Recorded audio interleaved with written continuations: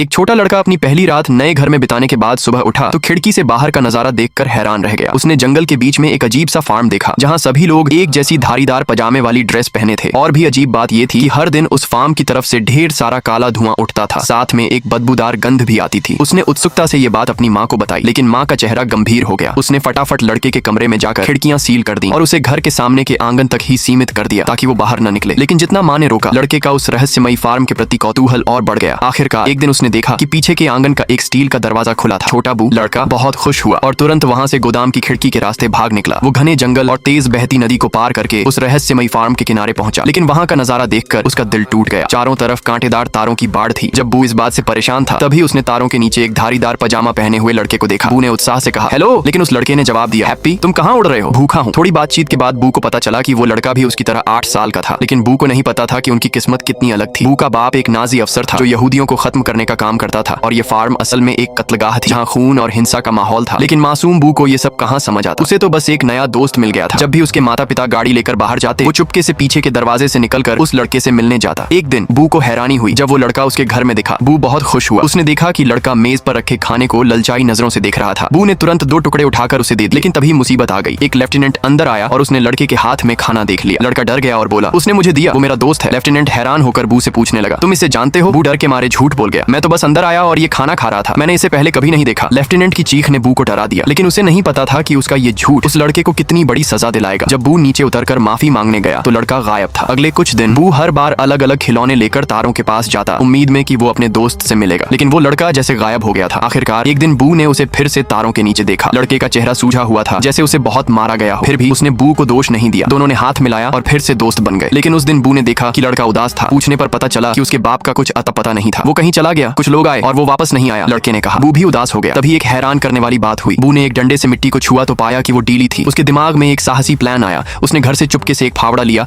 और लड़के द्वारा दी गई धारीदार पजामे की ड्रेस पहन ली। सब तैयार होने के बाद उसने तारों के नीचे गड्ढा खोदना शुरू किया। थोड़ी देर में उसने बड़ा गड्ढा खोद लिया और अंदर घुस गया। वो अपने दोस्त के बाप को ढूंढकर अपनी गलती सुधारना चाहता था, लेकिन जैसे ही वो अंदर पहुंचे, मुसीबत आ गई। नाजी सैनिक आए और सबको कमरे से बाहर निकालने लगे। उधर माँ को पता चला कि बू गायब है। उसने पीछे का दरवाजा खोला देखा और समझ गई कि कुछ गड़बड़ है। उसने तुरंत अपने पति को, जो मीटिंग में था, खबर। बू के बाप ने बिना देर किए सारे सैनिकों को कंसंट्रेशन कैंप भेजा, लेकिन वहां बू का कोई नामो निशान नहीं मिला, क्योंकि उस वक्त बू और बाकी लोग एक अंधेरे तंग कमरे में बिना कपड़ों के बंद थे। अचानक सब कुछ अंधेरा हो गया, सिर्फ ऊपर से एक डरावनी रोशनी दिखी। बू के बाप को अब समझ आया कि कुछ गलत हो गया। वो एक खाली कमरे की ओर दौड़ा, लेकिन तब तक सैनिक गैस चैम्बर बंद करके जा चुके थे।